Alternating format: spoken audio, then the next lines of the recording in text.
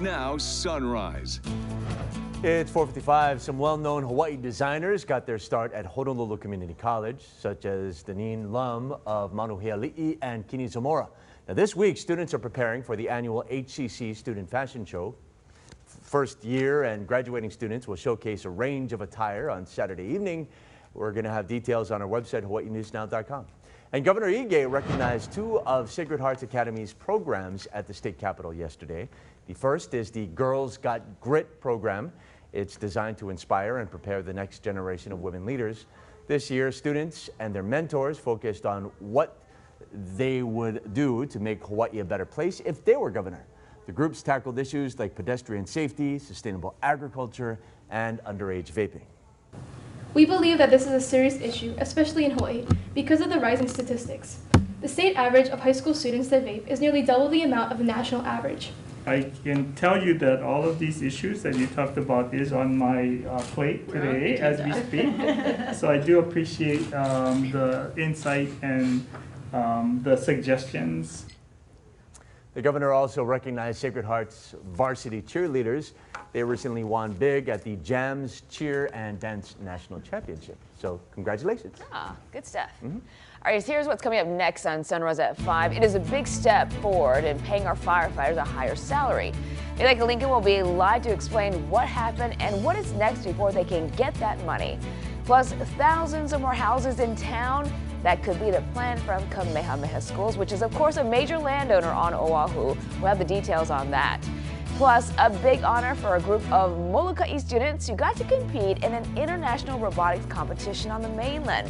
We'll tell you how another school helped them reach their goals. Lacey. Grace, 24 minutes from Hawaii Kai to downtown Honolulu, 31 out of Eva Beach, 25 minutes from Mililani.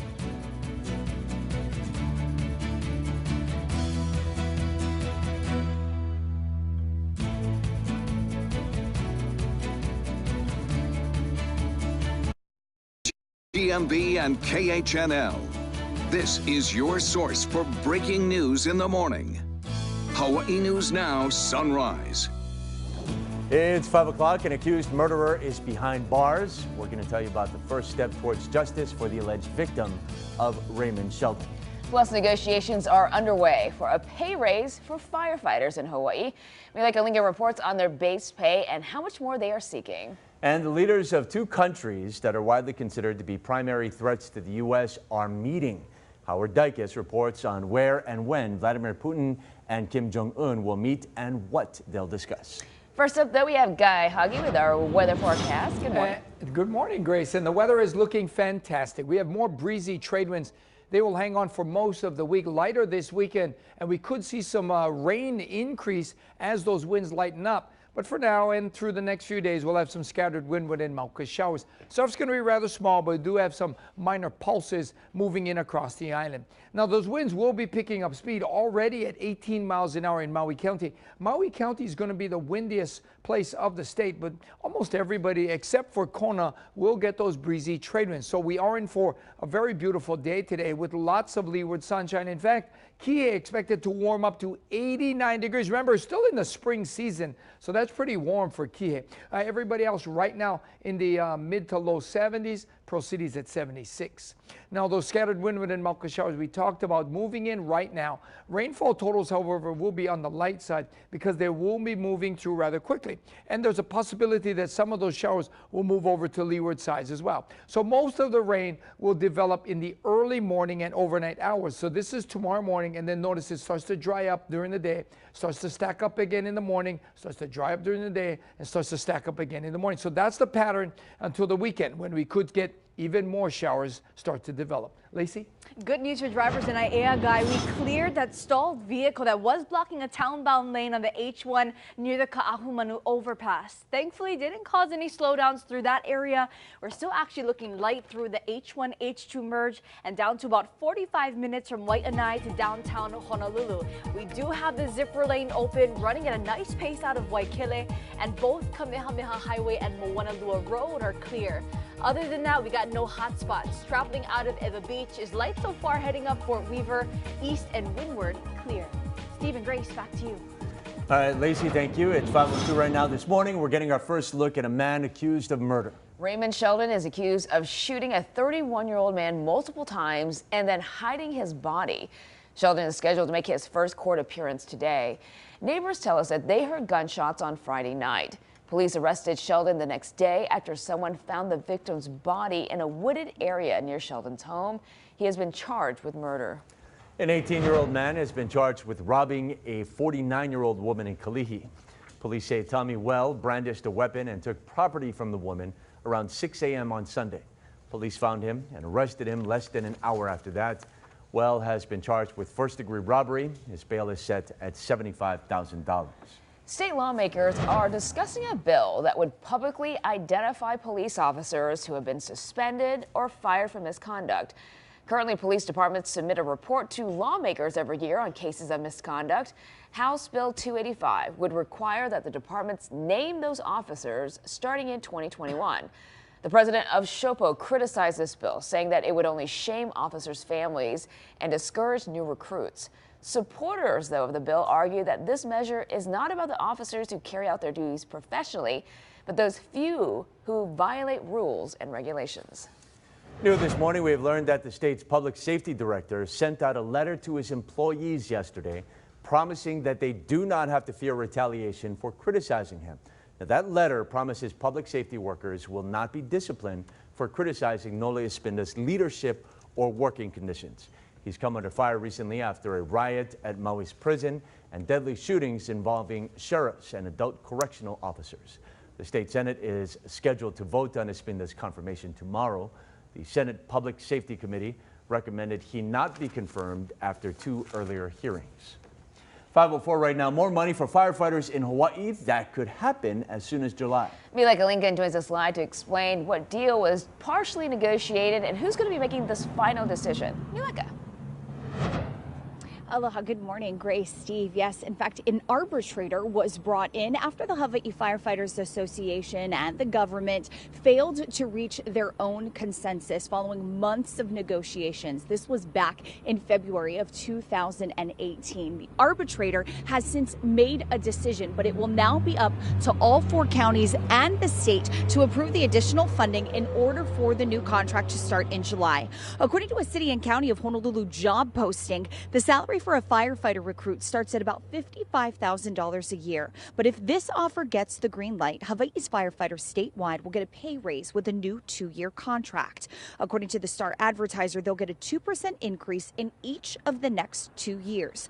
They'll also get a one-time bonus and an increase in their regular raises, which is of course based on their years of service. This means a rookie firefighter who's past probation could earn around $62,000 by 2019.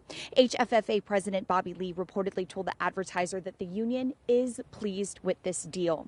Hawaii's Firefighters Union represents around 2,000 firefighters. Nearly half of them are here on Oahu, but according to the paper, the HFFA contract may have a more widespread impact because it's the first of several government bargaining units that have contracts expiring on June 30th. We are told the City Council Budget Committee is scheduled to take up this issue during their next scheduled meeting, which happens to be tomorrow morning at 9 a.m. But the entire council is expected to vote on the budget by June. We'll have more details on this coming up throughout the morning. For now, though, back to you guys. All right. Thanks, Mileka. Kamehameha Schools is working on plans to create up to 10,000 new homes on Oahu. The Star Advertiser reports the largest development plan includes 4,000 to 5,000 homes in the Kapalama Kai area. Kamehameha Schools owns 105 acres of land in that area, which includes the Kapalama Shopping Center and Dillingham Plaza. Affordable rentals in Waipahu, student housing in Mo'iliili, and high-rises in Kaka'ako, those are also in the works. Kamehameha Schools says it expects to partner with home builders for its housing developments. On Hawaii Island, some residents want to press forward with an ethics complaint that they filed against a Puna council member. Councilwoman Ashley Kirkowitz worked for a PR firm that has ties to a landowner. That landowner is involved in a zoning application before the county council. Now, last month, the councilwoman disclosed her possible conflict of interest and resigned from the PR company. But some community members told the Hawaii Tribune Herald that they're still skeptical and want to keep pursuing their ethics complaint. The ethics board will wait until June to decide what to do next. How's it, Art? News around the world at 5:08. North Korea now confirms Kim Jong-un will soon visit Vladimir Putin and Russia. And we now have a time and place. It will be Thursday in the Russian Pacific port city of Vladivostok.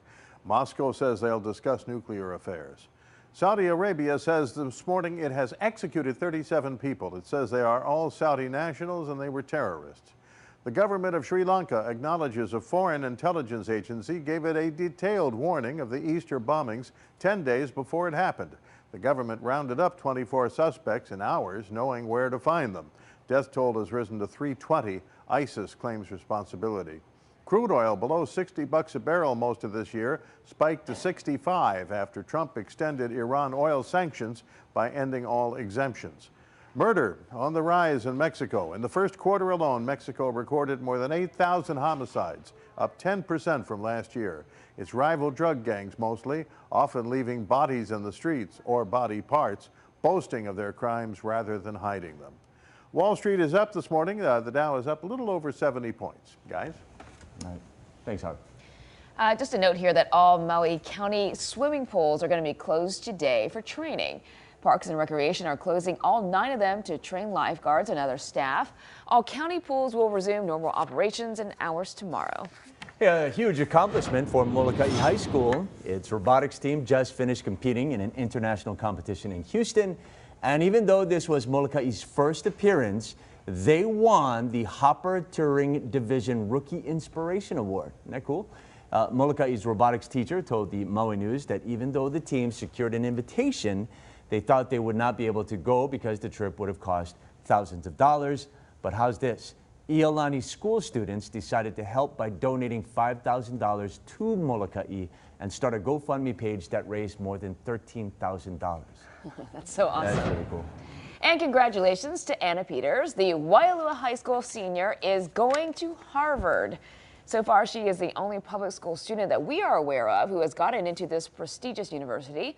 But DOE officials expect more students to announce their plans in the coming months. And tomorrow, Sunrise is going on the road. Yes, it is our annual trek to Hawaii Island for the Merry Monarch Festival.